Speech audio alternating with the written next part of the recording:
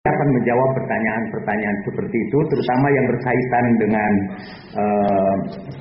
kesalahan ketik. Dan for your information, kalau saya sebutkan ini 3 hari, karena ini sebetulnya transkripsi dari pembicaraan saya. Jadi saya berbicara dalam sebuah majelis studi kritis tentang sejarah Nabi yang dilakukan pada tahun 1980-an kalau saya tidak salah. Dan di situ juga, dan saya kira disebutkan di sini bahwa ini adalah hasil transkripsi yang saya kumpulkan dari orang-orang. Kebetulan yang menulis transkripsi itu sebagian itu tidak mengerti bahasa Arab. Pada awalnya malah banyak sekali kesalahan penulisan bahasa Arabnya karena mereka menangkap dengan telinga mereka yang tidak paham bahasa Arab. Dan kritik terhadap salah cetak dan sebagainya itu udah berlangsung memang sejak dahulu. Jadi sejak pertama kali ini disiarkan dalam bentuk diktat.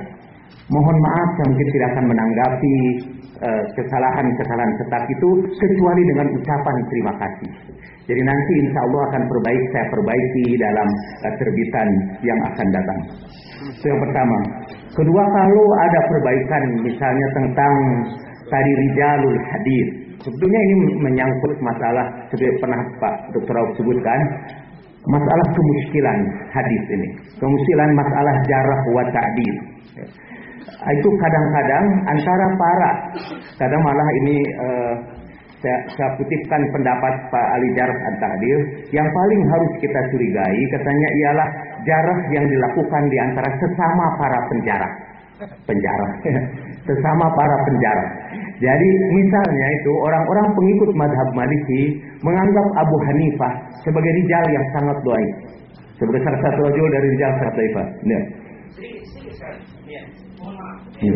Saya mau bertanya, perkataan yang Mustafa 139 tentang Az-Zahabi, tentang At-Tauri ini salah ketik atau gimana? Apa jawabannya? Fokus. Iya, saya sudah fokus. Pertama, tadi masalah ini pensaring menjarah di antara sesama ahli hadis itu adalah kemuskilan. Ini bukan masalah sejarah. Pengutipan sumber ilmiah, Pak. Iya. Prof. Jalal mengutip dari Az-Zahabi. Apakah pengutipan ini disengaja menghilangkan sebagian kata-kata Az-Zahabi untuk mengaburkan makna bahwa At-Tauri ini adalah mudallis? Ini substantif, bukan masalah. Oke. Kalau itu memang keliru, saya tidak segan-segan untuk memperbaikinya pada terbitan yang akan datang. Salahnya. Saya pikir, iya. Ya, boleh jadi itu kesalahan pengutipan. Ya, saya persilakan Pak Jalal untuk melanjutkan. Ya. Mohon pengertian hadirin. Yes. Sekali lagi pertanyaan-pertanyaan tentang ilmu hadis yang merupakan perbaikan untuk waktu yang akan datang, mungkin saya akan terbitkan buku ini dengan keterangan yang lebih lengkap. Dan saya akan berterima kasih kepada penjelasan Bapak. Ya. Betapapun penjelasan itu diwarnai dengan kata-kata yang sangat evaluatif. Misalnya kalau saya tidak salah tadi Bapak mengakhiri pernyataan yang tidak selesai karena keburu dicegat oleh moderator, yaitu apakah pasca sarjana masih layak untuk mempersilahkan saya sebagai calon doktor di sini dengan dalam tanda petik kekeliruan di dalam penunjukan rijal hadis itu. Nah, sebetulnya memang sangat tidak cukup pertemuan sekarang ini untuk menjawab seluruh pertanyaan itu secara mendetail. Ya, dan nanti saya akan berikan ini jawaban yang sangat lengkap. Apa yang satu itu? Iya, boleh jadi itu kesalahan tulis atau kesalahan saya. Boleh jadi kesalahan saya.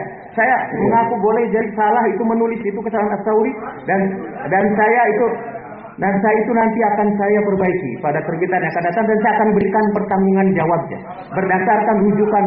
Ya.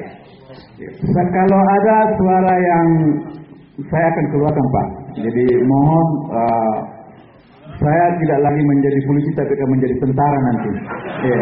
Saya keluarkan Bapak kalau ada yang saya anggap mengganggu ketertiban. Ya, dengan hormat saya persilakan Prof. Jalal Muhammad melanjutkan. Kemudian saya kira saya ingin menanggapi beberapa, tidak seorang per orang, tetapi makna dari keseluruhan. Misalnya ini ada beberapa kesimpulan, dan boleh jadi penyimpulan saya itu ada yang kelewat. Itu biasa sih. Ingatan saya tidak sebagus mungkin ingatan para ustadz di sini. Jadi saya misalnya yang umum di sini ini, bahwa bisa dimulai dari Bapak, bahwa tidak ada perbedaan prinsipal di antara kedua mazhab ini. Dan kemudian ada menyempurnakannya dengan lebih terperinci, bahwa fatwa Syekh Al-Azhar yang berkenaan dengan akidah berbunyi ya Pak, kalau tidak salah, bahwa Syiah itu termasuk yang diharamkan. Tapi kalau dalam masalah fikih itu tadi ya juz ya. Jadi diperbolehkan begitu Mas Alki. Saya kira ini berkaitan dengan pendapat orang per orang ya. Dan saya masih berkutat kita, apa betul bahwa sunnah dan Syiah itu tidak bisa lagi kita gabungkan, tidak bisa lagi hidup bersama? Memang itu juga terpisah pada dua mazhab. Mazhab sekarang mazhab Ustaz Rahmat, Ustaz Somad adalah kedua-duanya tidak bisa dipertemukan karena perbedaan akidah yang sangat prinsipal. Nah, saya lebih setuju dengan pendapat Bapak Dr. Rauf tadi itu. Sebetulnya kalau masalah argumentasi di antara kedua mazhab ini, kita boleh mengeksplorasinya di dalam internet. Internet itu terbuka dengan membuka berbagai mazhab. Cuma kalau boleh saya sarankan, bukalah internet tentang ahlu sunnah pada mazhab ahlu sunnah. Jadi internet itu pada internet yang dibuat oleh ahlu sunnah. Kalau kita ingin mengetahui tentang Syiah dan bermaksud memahaminya, bukalah internet yang dibikin oleh orang-orang Syiah. Jangan misalnya ingin mengetahui Syiah dari blog-blog internet yang isinya emang mengecam Syiah. Yang akan terjadi ialah bukan saling memahami, tetapi saling menghakimi. Salah satu keputusan ulama-ulama Sunni dan Syiah yang disebut sebagai deklarasi Makkah, dan saya punya dokumentasinya yang saya abadikan di dalam buku saya, Dahulukan Akhlak di Atas Fikih. Di situ disebutkan bahwa untuk memelihara persatuan sunnah dan Syiah, hendaknya kita membaca tentang Syiah dari buku-buku Syiah, buku-buku orang Syiah, bukan dari buku-buku Sunni. Jangan seperti yang dilakukan oleh orang-orang YIN dulu ketika membahas kristologi. Yang membahas kristologi adalah orang Islam yang membahas tentang Kristen.